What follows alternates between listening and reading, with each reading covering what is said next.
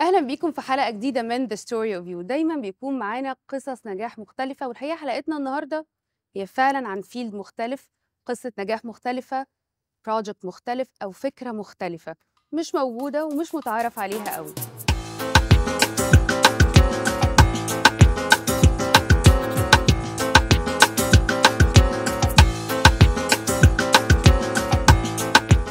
خلينا نعرف قصتها على طول من أحمد لاشين، وورلد جيت كوفاوندر. احكي لي بقى وورلد جيت دي عبارة عن إيه؟ أنا ما رضيتش أدي انترو عشان أنت تشرحها أكتر للناس، عشان الموضوع جديد ويعني محتاج بقى تقول لنا تفاصيله كده بالراحة. احكي لي بقى إيه فكرة وورلد جيت، بيعمل إيه؟ ازيك الأول يا جمانة؟ ازيك يا أحمد الأول؟ ببساطة خالص احنا شركة وولد جيت شركة معتمدة من جميع الحكومات. هي بتبيع عبارة عن جواز سفر بيسهل لك انك تسافر لكل دول العالم من غير فيزا. احنا شركة مصرية موجودة في السوق المصري، معتمدين من وزارة الاستثمار. شركة بتتكلم عن الباسبور الكاريبي اللي هو تحت التاج البريطاني. دول الكومنولث دول بتحب انها يجي لها تبرعات بناء على الاستثمار فيها او ان حد يستثمر فيها ياخد جنسية. دول تابعة للتاج البريطاني زي ما بيقولوا يس التانيين. بالظبط كده. دول كاريبي، دول باسبور بتديلك جواز بيجيلك لحد باب البيت. احنا معتمدين من الحكومات دي، بنجيب لك جواز سفر بيخلي لك بيتيح لك انك تتحركي لكل دول العالم من غير فيزا. طبعا ده بيبقى مفيد جدا للممثلين، انت عارفه، عن تصوير في بلد معينه فبيبقى محتاج باسبور من غير فيزا وشنجن واجراءات الفيزا، انت عارفه ان دي بتبقى مشكله كبيره جدا. تاخد وفي وقت كمان، يعني تبقى سبجكت أو معرضة لعوامل كتير كمان. بالضبط، فهي الفكرة كلّها إن هي جات لنا. طبعًا إحنا كان عندنا صعوبة الأول في موضوع إن إحنا نسافر والشنجن وإن إحنا ناخد تصاريح والحاجات دي، فجات الفكرة فبدأنا نعمل الsearch لحد ما وصلنا إن إحنا بقينا وكلاء للدول دي، موجودين في مصر وموجودين في قطر وعندنا فرع في لندن وفرع في دبي. هي الشركة طبعًا بقى لها قائمة هنا في مصر بقى لها سنة ونُص. الهدف بتاع الشركة إن إحنا شغالين على إن إحنا نأهِّل أي رجل أعمال أو أي حد صاحب business عايز إن يبقى عنده plan B في أي مكان في العالم، أو عايز يعمل استثمارات في بتسهّل أي حتة. السفر، فكرة السفر إن هو يحصل على الفيزا، إن كان بقى الشنجن أو محتاج لأيًا كان UK، أمريكا، بتسهّل بالضبط كده، طبعًا الفيزا بنسهّل أو له. الحصول على الفيزا يعني. بالضبط كده، هي الشركة شغالة في كذا مجال. المجال الأول موضوع الباسبورات الكاريبي، وبنبيع الجنسيات وبناء ومش يعني بنسهّل الحصول على الجنسية. وعندنا الحاجة التانية إن إحنا عندنا عقارات في اليونان بنبيعها، لإن في ناس كتير بتحب إنها يبقى عندها عقارات برّه، يعني برّه المحيط اللي هي عايشة فيه، عايزة تinvest برّه عشان تاخد عائد أكبر. فعندنا عقارات في اليونان موجودة، تقدري تاخدي عليها إقامة داخل دول أوروبا بناءً على إن أنتِ استثمرتِ في عقار. وعندنا برامج كتير جدًا. اسم الشركة معروف وول جيت، يعني بوابة العالم. أي حد عنده بلان لأي حتة برّه السوق اللي هو المتاح فيه نقدر نساعده إن هو يعمل طب أنا هالعب expansion plan. معاك دور الdevil's advocate، يعني أنا دلوقتي محامي الشيطان. ممكن آجي أقول لك طيب أنا إيه اللي هيخلّيني آجي لأحمد أو هاجي لworld gate عشان أجيب property أو أشتري حاجة في اليونان؟ أنا هاروح أشتري لوحدي أو بُصّي هاروح لأي حد تاني. بُصّي خلّيني أتكلم to the point في الحتة دي أوي. أولًا من أول ما هتدخلي الشركة عندنا لحد ما هتخرجي هتحسّي إن كل حاجة مختلفة. إن أنتِ هتقعدي مع الحد اللي بيستقبلِك في أول ما بتخشي المكتب، لحد ما بتقعدي مع مش الsales الconsultant. إحنا ما عندناش sales، إحنا عندنا ناس مستشارين فاهمين كويس جدًا. الناس دي بتصحى كل يوم تقرا أخبار عن العالم كله، عشان يعرفوا إيه الجديد وإيه الupdates السياسية اللي موجودة، علشان يقدّم لِك معلومة حقيقية. علشان لمّا تيجي تعملي investment في أي دولة في العالم، أو تعملي investment معانا، أو إن أنتِ تشتري عقار من خلالنا، اللي هتلاقيه فينا خدمة ما بعد البيع. أنا باكلمِك إن إحنا consultant from A to Z بشكل professional جدًا. من أول ما حضرتِك عايزة بيت في اليونان، إيه أفضل opportunities، أفضل investment، أحلى view، عايزة selling point اللي أنتِ عايزة تبيعيه كresale فيما بعد عشان تكسبي منه، أو عايزة تاخدي view كويس.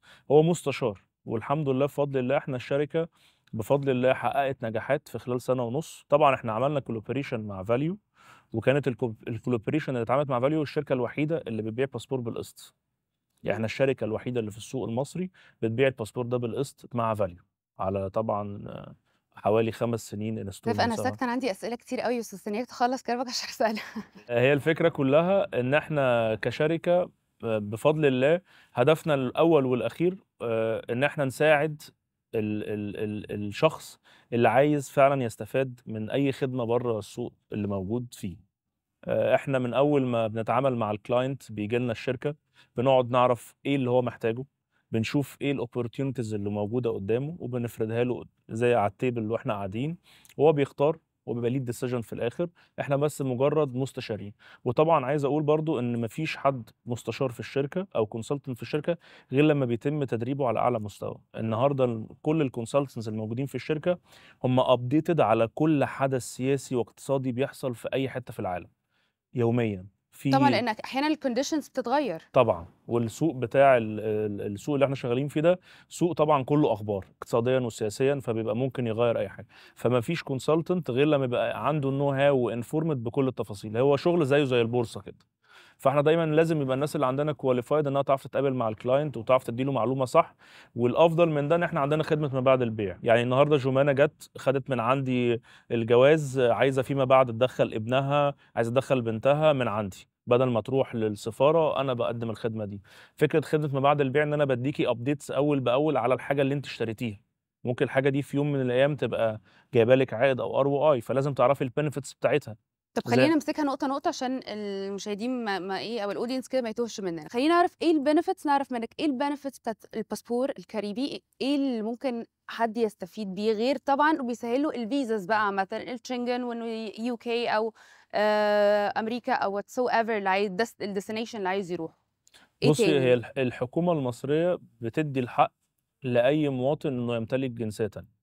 ومن هنا جت الفكرة إن في ناس كتير في مصر عايزة يبقى عندها بيزنس في دولة معينة، فهو عايز البيزنس ده يبقى ما عندوش صعوبة في إنه ينقل الفايلات ويفتح حسابات وينقل البيزنس بتاعه، فبيبقى عنده إن هو ياخد جنسية أو ياخد باسبور تاني أو يحصل على باسبور تاني تابع للدول الكاريبي، أو إن هو عايز يأمن مستقبل أولاده. هو عامل الخطة بتاعتهم مثلا ان هم يتعلموا في بره لندن او بالظبط كده، بياخدوا خصومات في الجامعات اللي موجوده بره.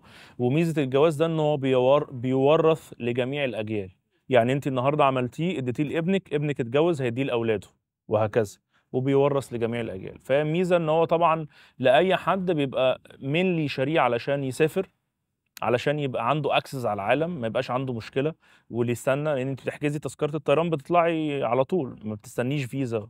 فدي ميزه كويسه جدا بالنسبه للناس المشهوره كمان. يعني احنا لما قابلنا كتير، احنا طبعا بايعين لناس مشاهير كتير، كل ما بنقعد معاهم يقول لك انت سهلت لي حاجات كتير او جدا. بزنس مان عنده ميتينجز كل شويه في بلد مختلفه فبيضطر يسافر، فبتبقى طبعا صعبه برضو. ولقينا واكتشفنا ان في شركات بيعملوا ده للتوب مانجمنت عندهم، علشان طبعا. هم عندهم اجتماعات بره، فبقى عندهم مشكله ان انا النهارده عندي مثلا بورد ممبرز حوالي 7، في 2 اترفضوا وفي 5 طالعين. طب الاتنين رفضوا ليه؟ لو ال7 معاهم الجوازات هيطلعوا على طول من غير رفض. طبعا ده بالنسبه للباسبور.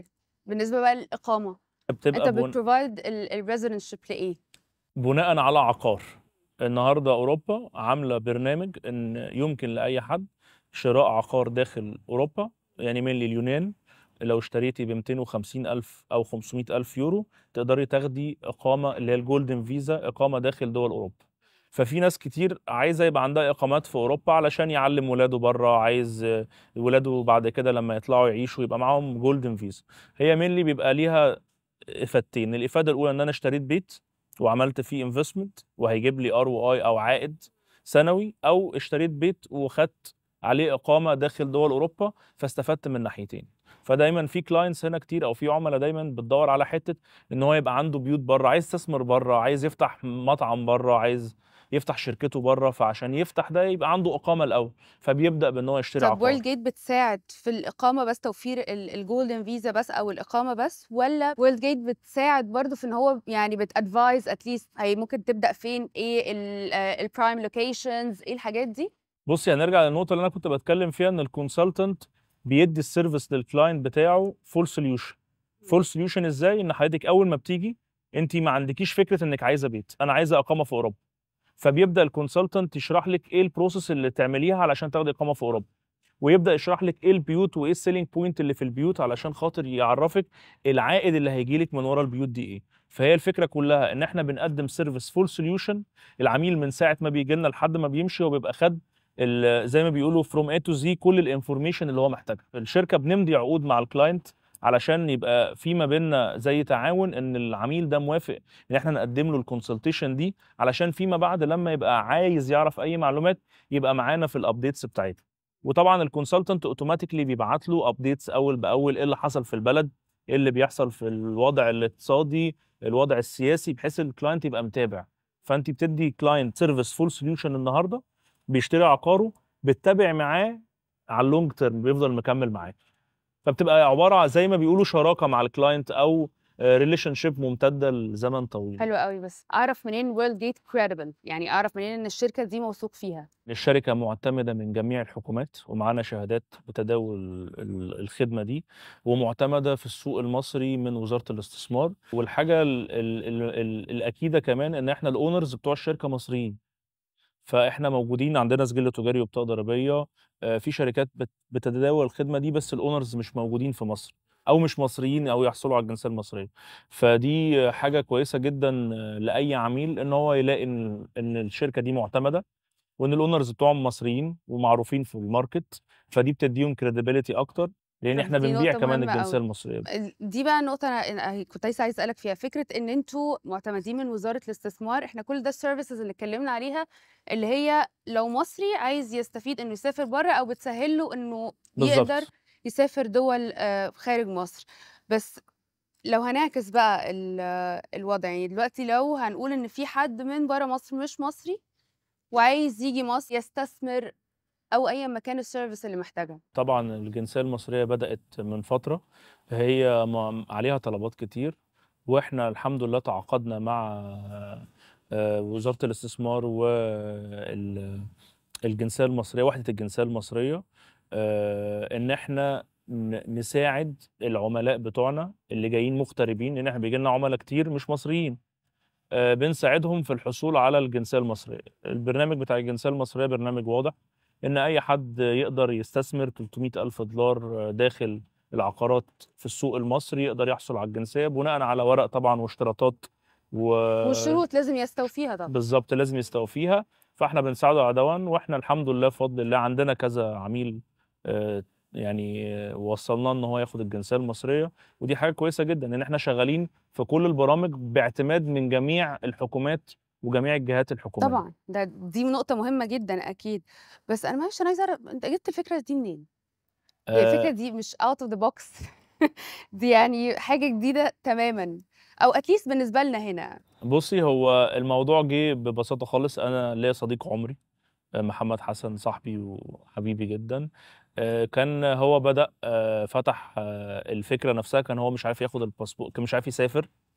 فلما ما عرفش يسافر فبدأ يسأل ايه الطرق اللي تخليني اخد الفيزا، عشان هو حصل رفض فعايز ياخد فيزا. فبدأت من هنا، فبدأ يسأل، فحصل خد الجواز فعجبته البروسيس، ففضل يعمل ريسيرش، فعمل لحد ما وصل للحكومات، وبدأنا نتواصل معاهم. فعرض عليا الفكرة، قال لي ايه رأيك نفكر في حاجة زي دي. وبدأنا بقى ان احنا نلونش الشركة، وبفضل الله الحمد لله احنا عندنا عدد كبير جدا من العملاء في السوق المصري وفي الاسواق الخارجيه. احنا عندنا فرع في قطر، فرع في لندن، فرع في دبي. وبفضل الله الحمد لله معظم الكلاينتس اللي اتعاملت معانا حست باختلاف من اول ما دخلوا المكتب. زي ما قلت لك فعلا احنا مركزين جدا من اول ما الكلاينت بيخش باب المكتب حلو قوي. البروسيس بتبقى ماشيه معاه ازاي. طيب بس برضو الكلاينت بتاع ويل جيت، بس أنا بالنسبة لي بتكلمي في حاجة يعني لا، أنا محتاجة أعرف تفاصيل. بس الكلاينت بتاع ويل جيت مختلف، بمعنى اكيد. خلينا نقول يعني كلاس A مثلا. فكلاس ايه علاقته؟ يعني مش هحتاج ان انا يبقى في انستولمنتس، او مش هحتاج ان أنا يبقى عندي في payment solutions. يعني موضوع برضو حاجه luxury somehow، او خلينا نقول انه حاجه extra مش حاجه mandatory. طبعا هي فكره التقسيط عموما في رجال اعمال كتير بيحبوها. انت بقى احكي لي بقى عن التحول ده، عن التويست. اصل لغايه وقت قريب على فكره مش بعيد، بالعكس كانوا الناس بتحب الكاش اكتر، الناس طبيعي. بتفضل الكاش اكتر. بس دلوقتي الموضوع اختلف. بالظبط كده، هي الفكره كلها. احنا اصلا في الاساس كاونرز احنا فاهمين كويس جدا يعني ايه بزنس. فالناس لما بتيجي معانا هي بتيجي علشان احنا عندنا النو هاو بتاعت الار او اي، وازاي ان الكلاينت يدفع انه يحقق فلوسه. عائد يعني. يحقق عائد وبيدفع فلوسه في حاجه مهمه. فالنهارده لما حد بيجي يشتري الباسبور ده يقول انا عايزه كاش وفي اوبشن القسط، هو بيروح لاوبشن القسط، لان هو في الاخر مش عايز يطلّع من الكاش اللي موجود كتير، هو بالنسبة له لو عنده ودايع، الودايع دي بتصرف على الباسبور، النهارده لو باسبور باقسّطه على 5 سنين وأنا الشركة الوحيدة اللي عندي الoption ده، أعتقد هتبقى selling point لأي حد ييجي يحط down payment بسيط ويقسّط على 5 سنين وخد الباسبور واتبسط، وهو ما حسّش بقيمة إن هو دفع bulk deal، لإن طبعًا الأسعار أنتِ أكيد عارفة إنها starting من لأ، $100,000. وكُلّه بيبقى عايز يحُط فلوسه في كذا حاجة، يعني أنا لو معايا بالضبط كده، bulk عايزة أقسّمه ما بين كذا حاجة عشان هو ده اللي حاصل بالضبط. دلوقتي يعني.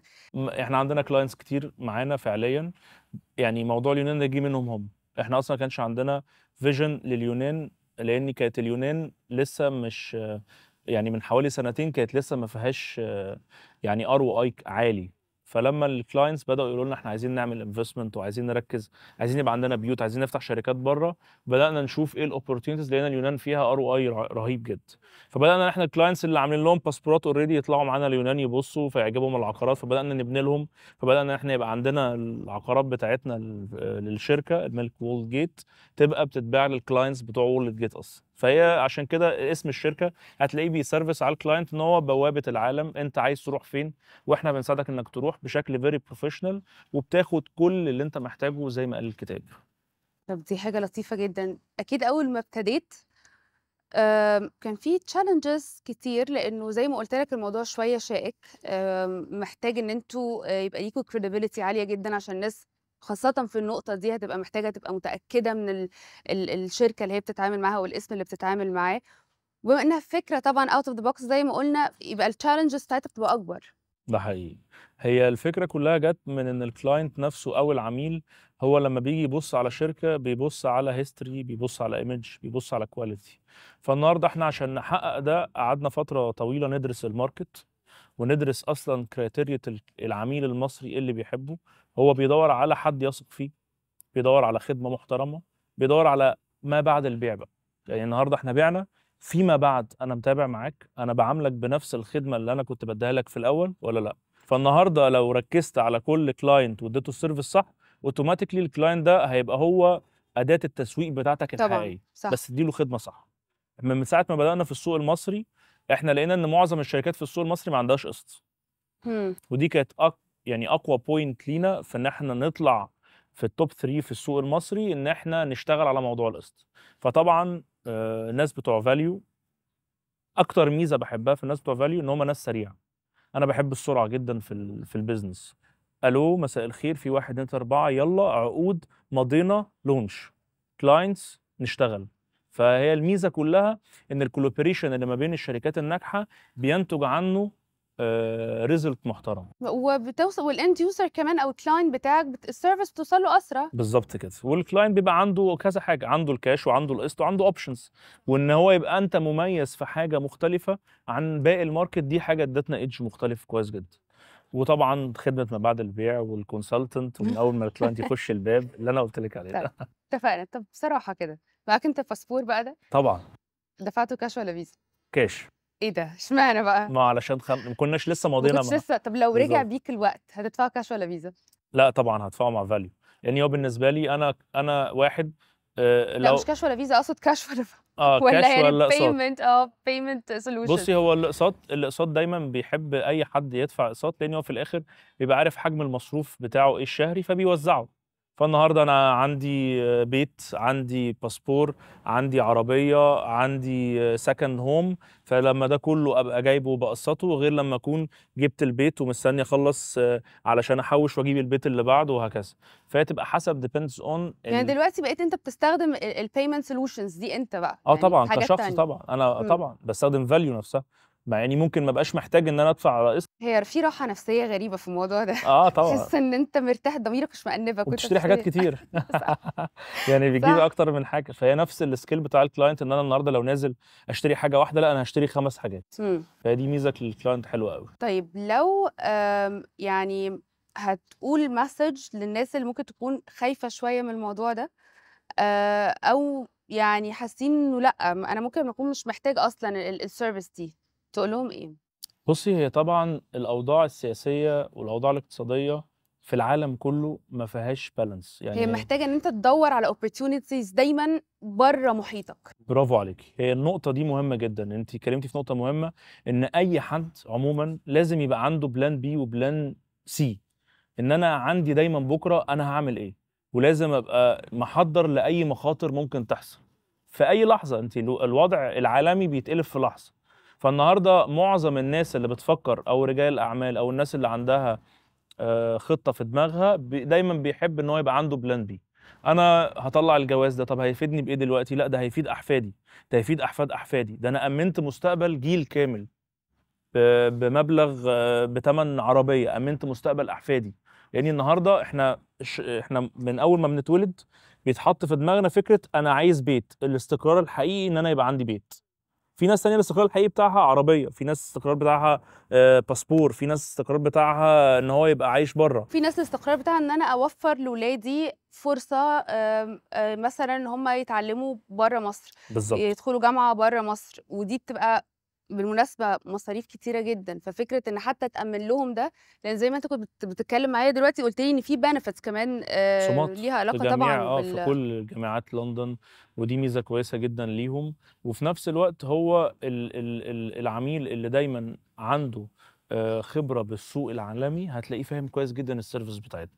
الservice بتاعتنا service معروفة، برامج موجودة من سنة 84، برامج معتمدة من الحكومات، قليلين في مصر اللي يعرفوا الخدمات دي، بس هي في الآخر معظم الناس اللي عندها خبرة في الresearch وعارفة الوضع العالمي وبتعمل research كتير، هي هتلاقيها عارفة الخدمات بتاعتنا وفاهماها كويس جدًا، حتى الclient ما بيتكلمش، هو السؤال بتاعه معتمدين من الحكومة؟ يالّا نتوكل على الله، فهي دي ميزة بس كويسة. فعلًا دي نقطة مهمة جدًا، طبعًا، لإن طبعًا. الknow how وفكرة إن أنا أبقى update بالmarket دي مش العميل مش هيبقى informed بيها أكتر، إنما لمّا بيخش الحدث إن هو بيتعامل مع مستشار ويبدأ يعرف إن في عالم تاني هو ما شافوش، بتبقى مختلفة شوية، فتلاقي الراجل ده لمّا خد الباسبور رجع لأصحابه الحقوا ده أنا سافرت، ده أنا حجزت لندن أكني حاجز أوتوبيس، طلعت لندن دلوقتي. اشتراك الأتوبيس ما آه، تسهّلهاش أوي كده. يعني لأ هي سهلة، يعني أنا هاحجز دلوقتي، هاعمل payment online تيكت الطيران أنا طلعت. هي فعلًا بتبقى لأ، يعني لو بتبقى عايزة أسهل تتعشي في كتير. لندن وترجعي ما عندكيش مشكلة، تطلعي تتعشي وترجعي. طبعًا أنا دي كانت مشكلتي الحقيقية،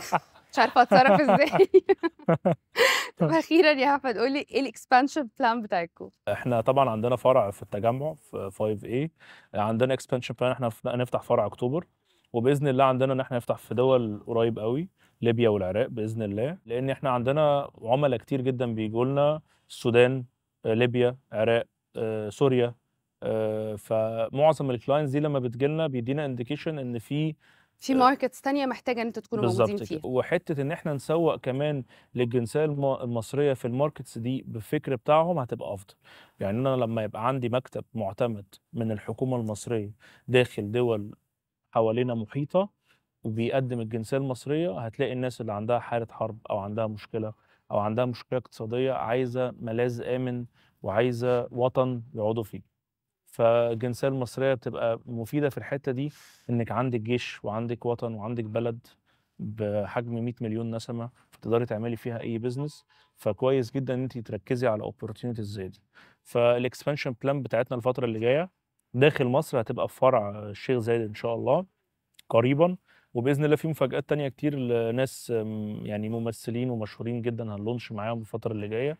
وأتمنى بإذن الله كل الناس اللي تيجي لنا في الشركة تلاقي إن المصداقية اللي عندنا موجودة وحقيقية وبيلمسها من أول ما بيدخل المكتب يعني. أنا باشكرك جدًا الحقيقة، ويمكن أنا يعني استمتعت بالinterview ده، لإن أنا يعني ما كانش عندي أي background خالص عن الservice دي، لأ يعني برافو، لإن دي بتحتاج إن أنت يبقى عندك connections قوية جدًا في دول كتير جدًا، ومش بس connections credibility مرة تانية، يكون عندك سُمعة كمان كويسة، وعندك معروف إنه الشخص ده شخص موثوق فيه، ويقدر إن هو فعلًا يبقى يعني يقدر إن هو يسهّل السفر، أو إن هو حتى يقدر يكون وسيط لاستثمارات في دولةٍ ما، لإن ده مش سهل خالص. فيعني أنا باحييك، وطبعًا good luck يا أحمد، Thank you. ونورتنا بthe story of you. Thank you جدًا على اللقاء الجميل ده، وشكرًا لكل الناس اللي موجودة، واللقاء جميل واستمتعت فيه جدًا. شكرًا ليك يا Thank أحمد، you. أنا كمان. شكرًا. thank you.